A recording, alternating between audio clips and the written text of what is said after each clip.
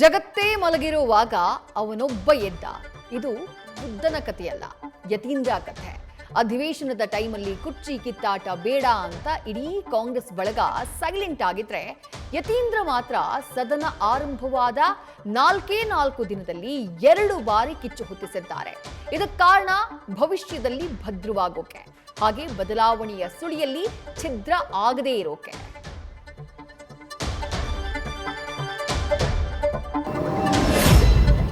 ಯಾರೇ ಕೂಗಾಡ್ಲಿ, ಊರೇ ಹೋರಾಡ್ಲಿ, ನನ್ನ ನೆಮ್ಮದಿಗೆ ಭಂಗ ಬರೋದಿಲ್ಲ ಅಂತ ಡಿಕೆಶಿ ಫುಲ್ ಮೌನಕ್ಕೆ ಜಾರಿದ್ದಾರೆ.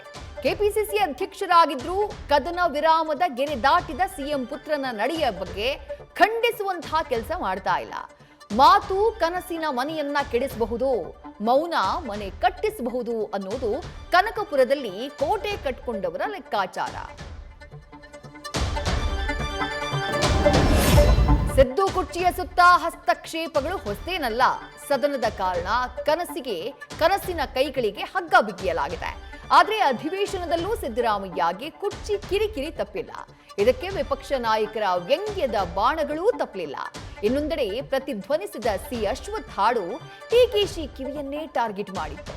ಕಾಣುವ ಕುರ್ಚಿಗೆ ಹಂಬಲಿಸಿದೆ ಮನ, ಕೂರಬಲ್ಲೆನೆ ಒಂದು ದಿನ ಅನ್ನೋ ಡಿಕೆ ಮನಸ್ಸಿನ ಮಾತಿಗೆ ಸುನಿಲ್ ಕುಮಾರ್ ರಾಗ ಸಂಯೋಜನೆ ಮಾಡಿದ್ರು. ನ್ಯೂಸ್ ಫಸ್ಟ್, ನಿರ್ಭೀತಿಯಿಂದ ನಿಮ್ಮ ಪರವಾಗಿ.